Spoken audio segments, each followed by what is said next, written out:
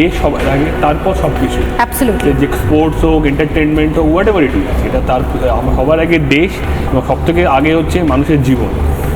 কিন্তু আমরা কিছুদিন, যেটা তুমি বললে যে কিছুদিন আগেও আমরা যে সমস্ত ভিজুয়াল দেখেছি, যে যেরকমভাবে যেটা বাংলাদেশ যে ভারতের বিরুদ্ধে যে বিদ্বেষ তারা দেখিয়েছে, তো সেটা সত্যিই আমরা ভারতবর্ষী হিসেবে সত্যিই আমাদের কাছে আমরা সেটা চরম নিন্দা করি এবং সেটা কখনোই কাম্য নয়।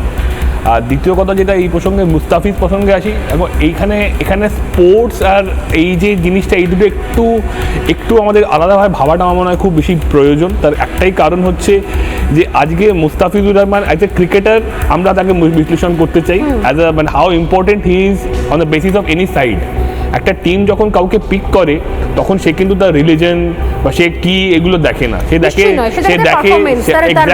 দেখে পার্টিকুলারলি আইপিএল এর মতো মঞ্চে, যেহেতু আমার এখানে থাকার অভিজ্ঞতা আছে, এখানে দেখা হয় যে ওই প্লেয়ারটা কি ভ্যালু অ্যাড করবে সেই টিমে।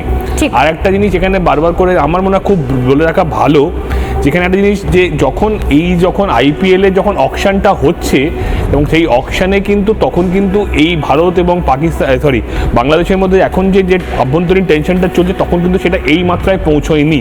সুতরাং যখন অভিষেক নায়ার বা ভেঙ্কি মাইসো তারা যখন টিম কম্বিনেশন নিয়ে ভাবতে শুরু করেছে, সেখানে কিন্তু তখন তারা দেখেছে যে লেফট আর্ম পেসার তাদের প্রয়োজন, একজন ওভারসিজ তারা নেবেন। এবং সেখানে আজকে আপনি যদি দেখেন যে আইপিএলে লেফট আর্ম পেসার কারা কারা ভালো করেছে, যেমন ট্রেন্ট বোল্ট আছে, মিচেল স্টার্ক আছে, সেখানে কিন্তু মুস্তাফিজুরও কিন্তু ওয়ার্ল্ডের একজন রিনোন্ড একজন ফাস্ট বোলার। তো তারা কিন্তু সেই স্লটে তাকে ভেবেছে, এরা কিন্তু কখনোই তাকে ভাবেনি যে তার রিলিজন কি বা সে কোন দেশ থেকে আসছে। আই ডোন্ট থিঙ্ক সেটা। তো obviously it's absolutely on the basis of pure cricket they have taken the decision.